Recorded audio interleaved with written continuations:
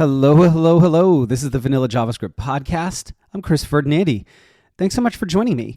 Today, I'm talking about what it's like to be a developer with ADHD. Let's dig in. So I'm pretty open about having ADHD. It causes some challenges, but it also gives me some superpowers. A handful of developers who are just starting to learn that they have ADHD asked me what tools and systems and approaches work for me. So today, I wanted to talk about that a bit. Now, standard caveat here, I am not a medical professional and this is not medical advice. This is all stuff that I've learned from reading, watching a ton of YouTube videos, and talking to other ADHDers about their lived experiences.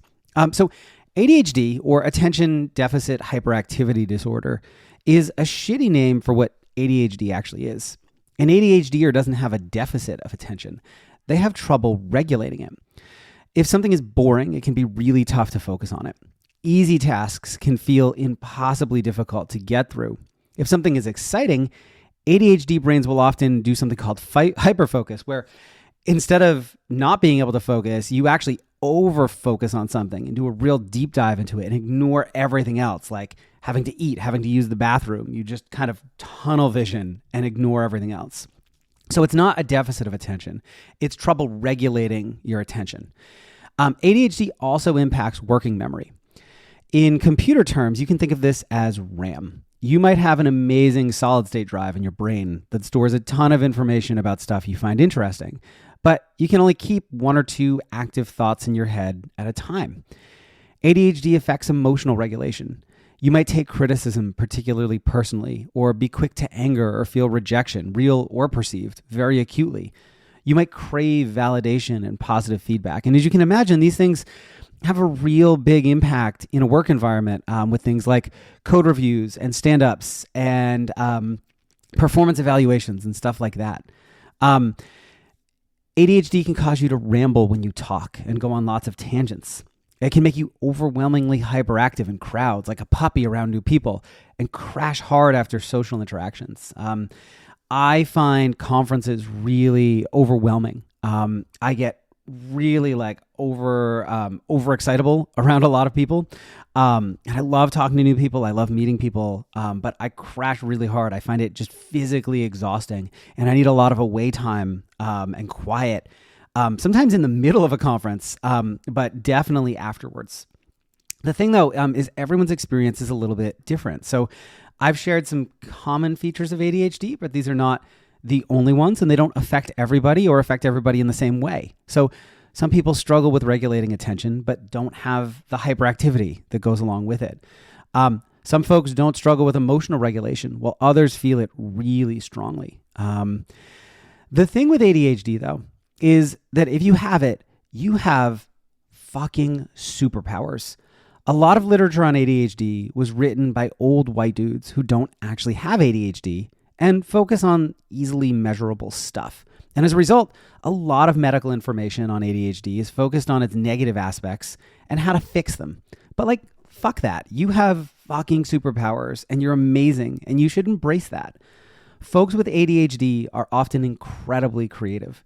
You'll have more ideas in a year than most people can implement in a lifetime. And hyperfocus, that can give you incredibly unpredictable superhuman productivity. Like when it's on, you can get so much shit done. You are so incredibly productive if it's something you're interested in and the hyperfocus kicks in. So the thing, just for me personally, is I am over trying to fit into a neurotypical world.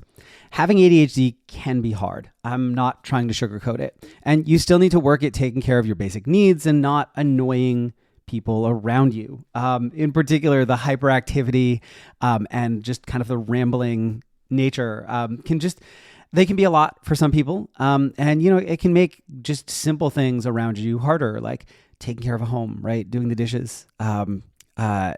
I actually like doing the dishes and I like folding laundry, but just generally straightening up, not for me. I usually leave a trail of mess everywhere I go, which can be really frustrating for the people that you share a home with. But I expect people to meet me a bit closer to where I am too. Relationships of any kind are about mutual respect, and that goes in both directions. I was diagnosed many years ago, but it wasn't until the last year or three that I've started to understand a lot of things about myself through the lens of ADHD. I used to think that these were just kind of like weird quirks about myself, and I didn't realize that a lot of these aspects of what make me are actually pretty common among people who have ADHD. So with that in mind, let's talk about some tools and systems that I use as a developer with ADHD. So I want to share some things that have worked for me, built up over the years through lots of trial and error. They may work for you and they may not. And they may work for you at a particular moment in time, and then stop working. That's very common too, because ADHD brains tend to get bored easily. Systems that work really well at first sometimes don't. And so what I want to talk about today are some systems that I've found work really well for me in the long term. I've tried a lot of things, and these are the ones that I seem to keep coming back to. So to-do lists. Of all the productivity hacks I've tried over the years, the only one that's really stuck for me is a simple bulleted to-do list. If it's not on my list, it just falls out of my brain. It's that like short-term working memory thing again. So any thought, task, or idea I have goes into my to-do list immediately so I don't forget it. I keep lists for various things, stuff to do around the house. Back when I had a day job, any work-related tasks had their own list. Daily newsletter ideas, because I have, again, more of those than I could probably write in a lifetime. Stuff I need to buy, like groceries and things like that, and so on. And every morning I scan through my list and add 3 to 7 things that I want to accomplish that day. And I usually don't get to them all. But this idea of picking like the top 3 to 7 items comes from this variation of Getting Things Done by David Allen. By this gentleman named Leo, I forget if his name's Barbuda or Barbuda, but his system is called Zen to Done, and it's like a really pared down version of Getting Things Done, where he talks about this concept of big rocks, and you want to pick like the big 3 to 5 things that you want to get done during the day. And then if you accomplish those, you can start to pick off some of the little things around the edges. So one of the questions I get around to-do lists is a to-do app or pen and paper. The truth is, I actually prefer paper. It makes things stick in my brain a little bit better. And I find it an easier medium to work with. I really like being able to like look at a physical notebook and see the things and cross them out. But I never, because of the ADHD, I never remember to keep it with me when I need it. So as a result, I use To Do by Microsoft. It's a cross-platform app. The only thing it's not on is my Apple Watch. I wish it was. But for me, it's the perfect to-do app, and it's free. And the reason why I love Microsoft To Do is that it does just enough. It's about as close to a paper, pen and paper to-do app or to-do system as you can get while still being digital. So it does just enough. It doesn't try to add a ton of distracting features. You can create lists and adds items to them. And tasks can have subtasks. You can set up due dates and get reminders. But the ultimate feature for me is this thing called My Day. You can add items from any of your lists to a special My Day view that includes just the stuff you want to do that day. So in the morning, I'll open up my to-do app. I tap on all items and I scroll through and I swipe right on the items that I want to add to my day. And so I can just really quickly go through and build out, here's the big stuff I want to work on today, in just this one dedicated list that I can look on, or look at rather. So one other really big thing that I've started to do in the last few years is work around my hyperfocus. So I will have some days or weeks where I am wildly unproductive and get almost nothing done. I'll have other weeks where hyperfocus kicks in and I'm overproductive. And then I have some in-between weeks where I just get an average amount of stuff done. I used to try and like really just like grind through things during those unproductive periods. And I've stopped doing that because it doesn't work. I can exert incredible amounts of energy and get almost nothing done. So I tend to use those unproductive periods for brainstorming and letting random like ideas out of my head instead of trying to accomplish tasks. I found that forcing productivity when my brain isn't there generally just leads to burnout for me. I've gotten better at kickstarting my hyperfocus, and often that involves just doing the first small thing of a task until I end up deep in it. but this really only works if it's something I'm passionate about. So if I've got like a big thing I'm excited to do, but I can't like get myself to tackle the big stuff, I'll pick at some of the small things until I get sucked into the task. Another thing that's really important for just ADHDers in general that I found works really well for me is green time. That's like outdoor time around nature.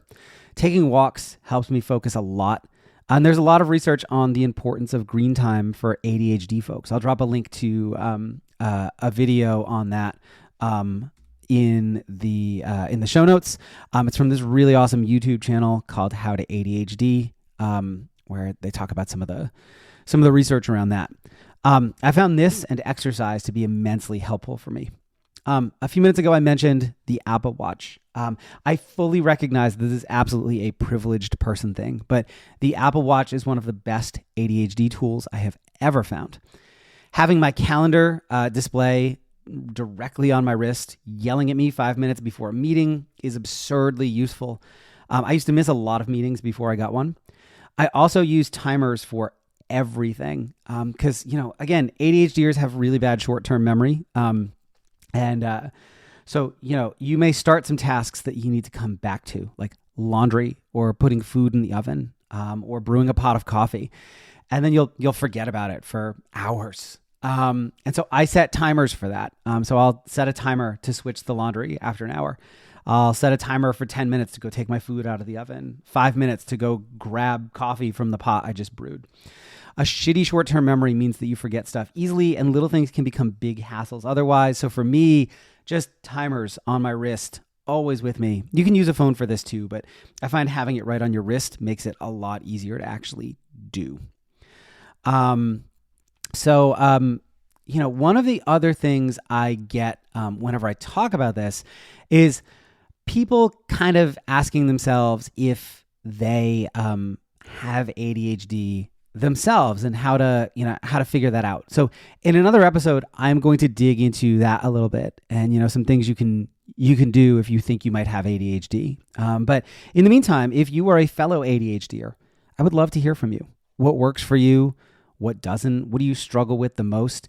Is there anything I didn't talk about that you'd like to learn more about? Over the last year or two, I found a huge community of ADHD folks on Twitter that have helped me understand myself better. And in a future episode, I'll be talking about that a little bit more as well.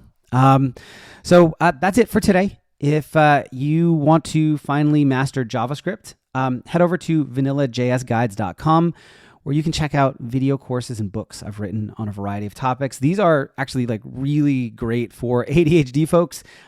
They are super short, super focused. They're going to get you in and out of a topic in an hour. So you're not going to waste 40 hours going through a big course. These are just get it done, get back to whatever you actually want to get done.